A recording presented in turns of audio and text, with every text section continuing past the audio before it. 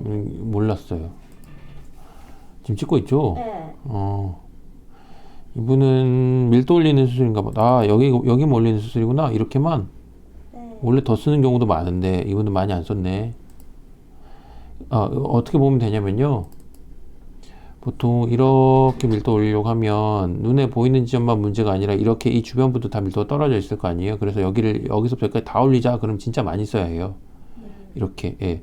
그러면 뭐 3,000모낭 쓰는 경우도 있고, 진짜 어떤 분 4,000모낭 쓰는 경우도 있고, 다양하죠.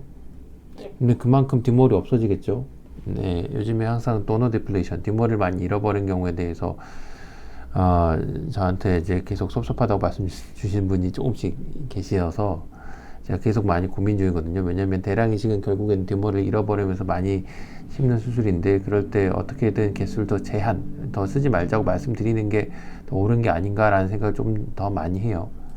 특히 이 경우도 마찬가지인데, 지금 프리컷, 우리가 수술 전에 약간 머리 좀 자르고 수술한 것 같거든요. 이게 이제 비삭발이라고 하더라도, 비삭발이면 완전히 안 자르고 수술한 경우도 있고, 지금처럼 약간씩 자르고 수술한 경우도 있는데, 이 아래쪽은 좀 더 안 했잖아요, 뭔가 또.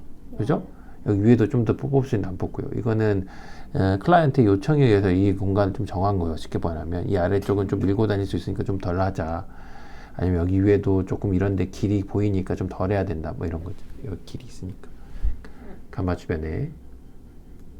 그러면서 전체 범위를 결정하다 보면 이 범위가 좁아지고요. 이 범위 안에서 최대한 양을 많이 뽑거나 반복적으로 수술하면 거기가 이제 혹 비어 보이는 양상을 띠게 되죠. 그래서 아무리 수술이 잘 되고 있다고 하더라도 그만큼 좀 잃어버린 게 있으니까 불편해지는 양상을 띠게 됩니다.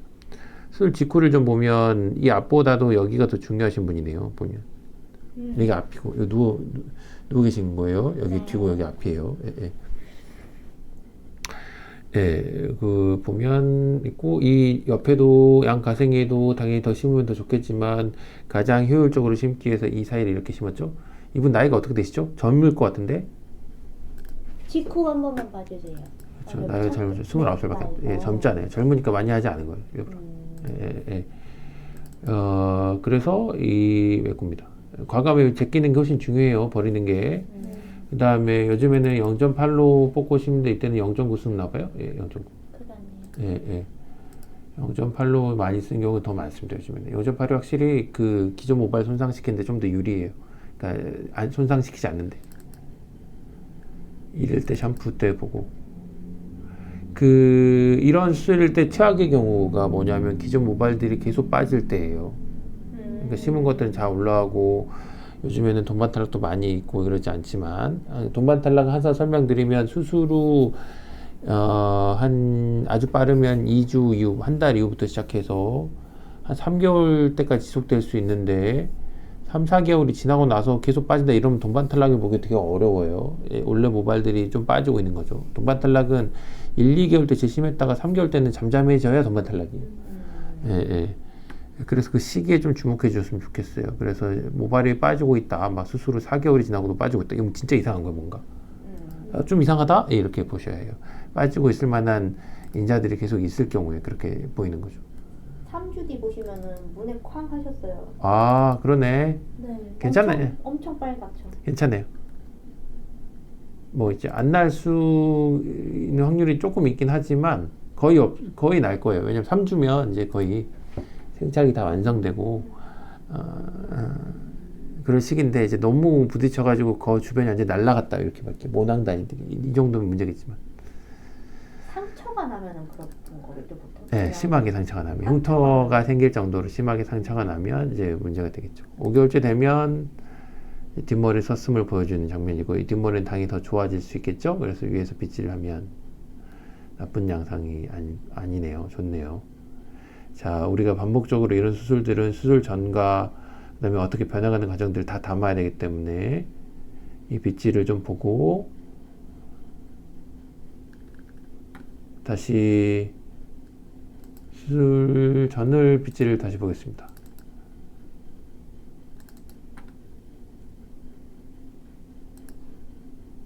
야, 수술 전에도 이 뒤에 길 있다. 여기 이분 진짜 조심하셔야겠다. 그래서 원장님이 양을 덜 해주신 걸까요? 그럴 수도 있어요. 그리고 뽑을 때도 여기 진짜 여기 많이 비어 있으셨구나. 5개월 때 벌써 좀 성과가 드러나고 있네요. 그대로 잘하신 거예요. 예.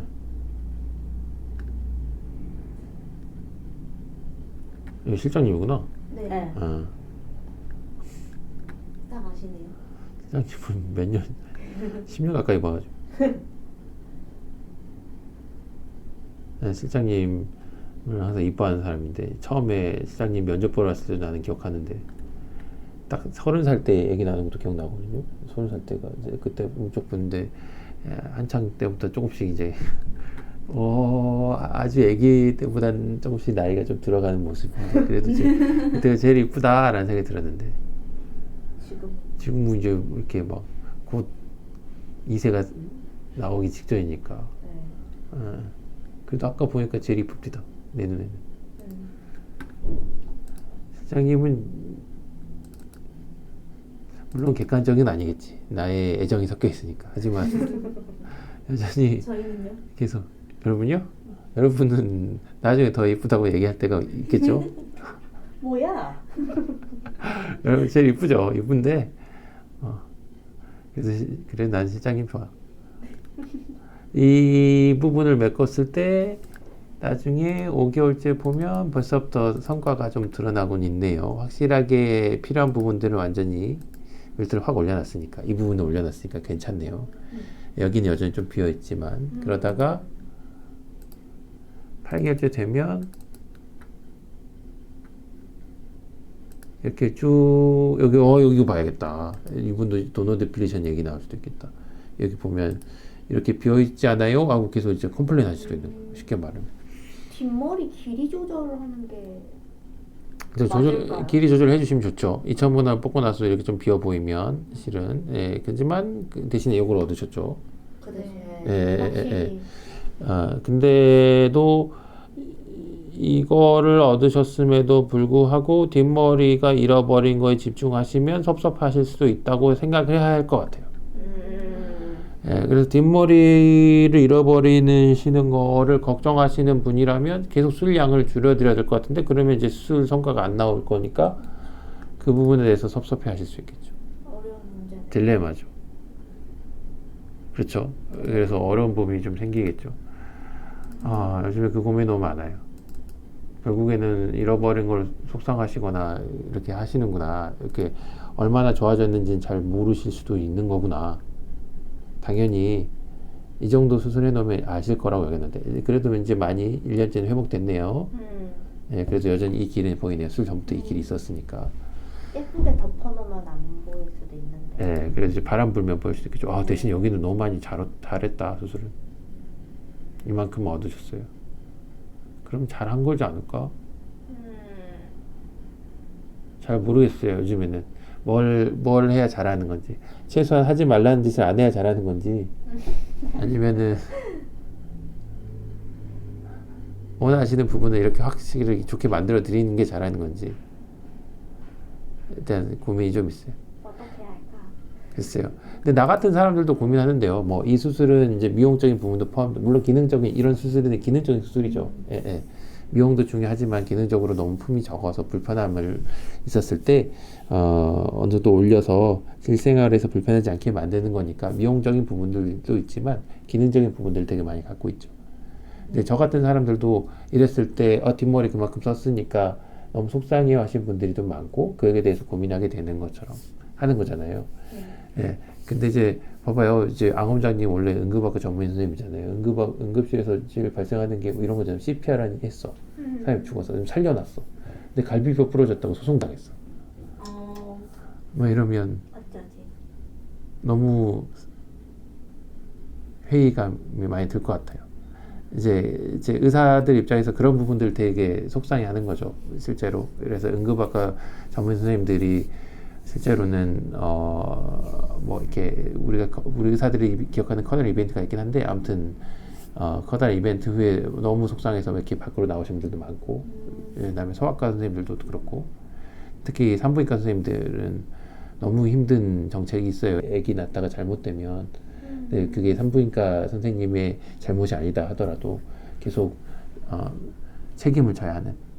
물론 아이 어머니 아버님의 마음이 너무 이해가 가는데, 최선을 다했는데도 그런 경우가 생길 수 있잖아요. 그러면 그랬을 때 모든 책임을 져야 한다면 누가 어려운 아이를 받고 싶겠어요. 이제 이런 거죠.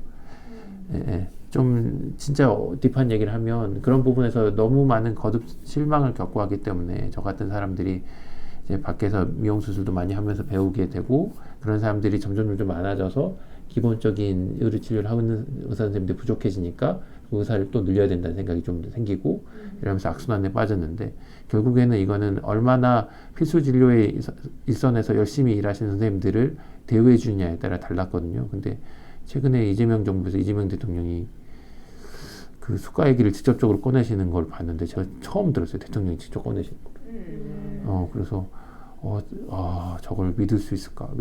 한 번만 더 믿을까? 그렇게 되면 이제 제 파이는 더 줄어드는 거죠. 쉽게 말하면 그렇다 하더라도 그게 정상이니까.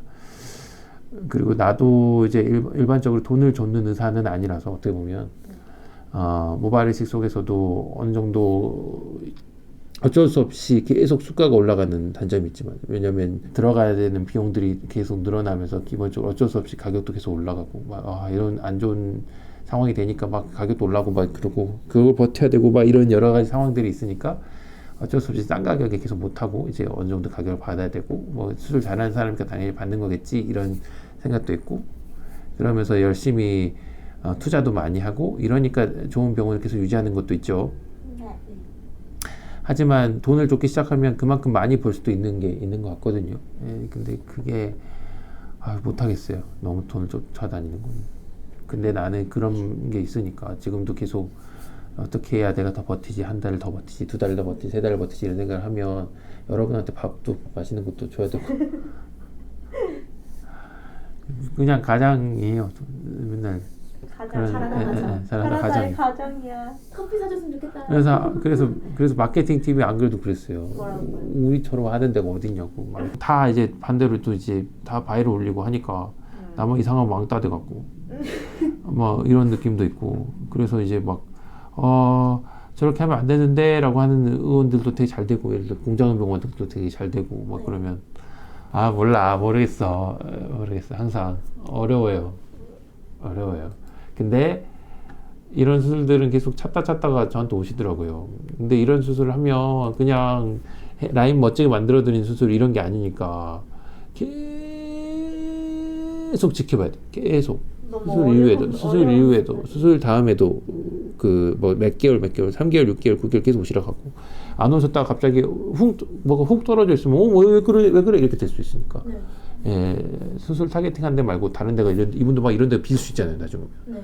그럼 어떻게 뒷머리 그렇게 써서 이 길도 생겼는데 뭐 이런 게 되는 거죠. 그러니까 그런 상황을 어떻게든 안 만들려고 이 수술하면 이렇게 좋아져요가만 얘기하는 게 아니라 앞으로 무슨 일이 생길지 모르니까 다 고려해야 되고 얘기하다 보면 당연히 상담도 길어지고 헷갈리는 것도 많아지고 그러면 어떤 분들이 그래서 니네들은 수술 잘한다는 거야 못한다는 거야 이렇게 생각하실 수도 있고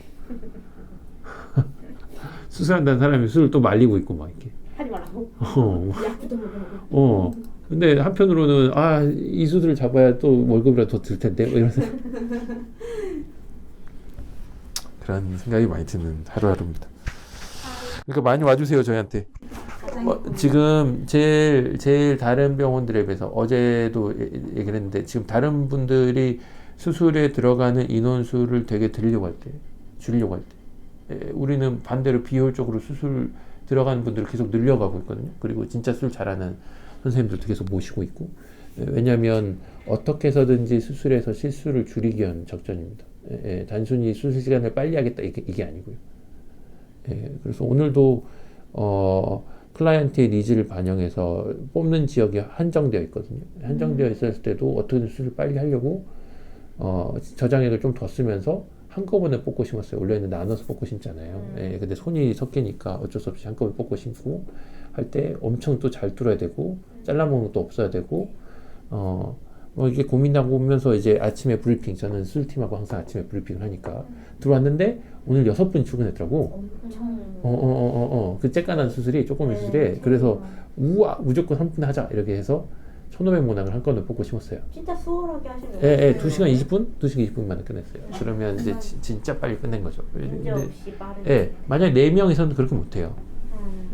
나눠서 할 수밖에 없어요. 네네네네. 그리고 계속 모니터링을 하면서 그렇게 해야 되니까 그렇게 못해요. 그래서 결국에는 이런 수술들, 그러니까 노동력을 기반으로 하는 수술들은 수술을 이해하고 잘하는 사람의 숫자가 된 게 중요합니다.